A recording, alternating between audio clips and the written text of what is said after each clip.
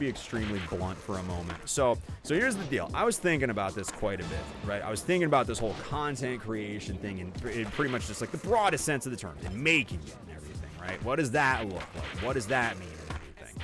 It's different for different people.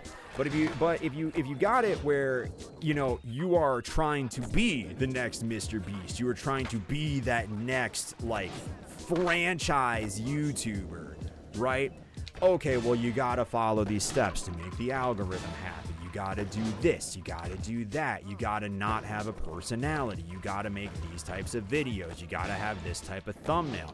And you could sit there, you could do all of that stuff, you could do it perfectly, and still get dick. You know what I mean? Nothing. Absolutely nothing to show for it, right? Because luck and just the algorithm snagging you is a factor, right? There's definitely things you can do to optimize that for yourself, but at the same time, that is still a gamble, right? And you can do everything right and still have it go completely wrong. So once I kind of got that in my head, right? Once I got that in my head, that changed a lot for me. You know, I know a lot of y'all have been here for a while, but for those of you that haven't been here as long, you know, there was a period of time where I played exclusively Mario Maker. There was that big long run where I was doing Breath of the Wild. I'll say Breath of the Wild and Tears of the Kingdom was different though, because I actually really love those games too. So that was not a chore to do. But you know, there have been extended periods of time where I've tried to play one game, tried to be a one game streamer, tried to be a one genre streamer. I always fail at it, right? Every single time. But every single time I would do that, it would be because I would feel peer pressure. They'd be like, dude, my numbers are suddenly sucking.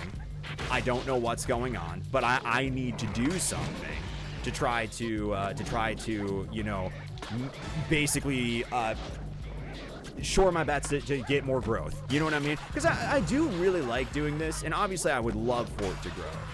But every single time I would do that, I would get miserable, man. I would hate it, and I would get bored, and I would not look forward to streaming.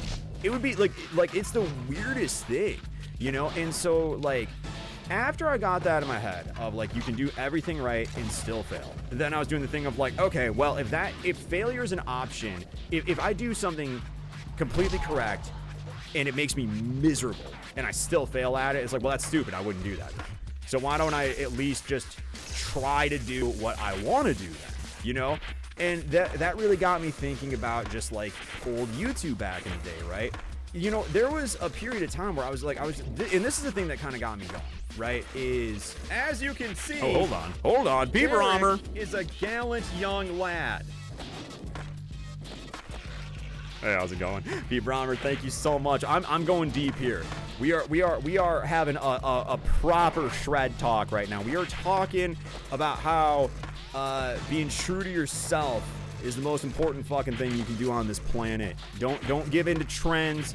Don't do dumb shit just because you think it's gonna get you growth or money on the internet. Be true to yourself. There's enough shitty content out there. Make something cool. Make something fun. Dude, that's it. That is it. Shred the gnar and talk cycly. Exactly. That's the thing, man. It really hit me. It really hit me of just like, dude, you know, it's something where it's copies of copies of copies of copies of copies at this point, right? I was watching a guy and he was talking about like streaming and trying to be a content creator while working a 9 to 5, right?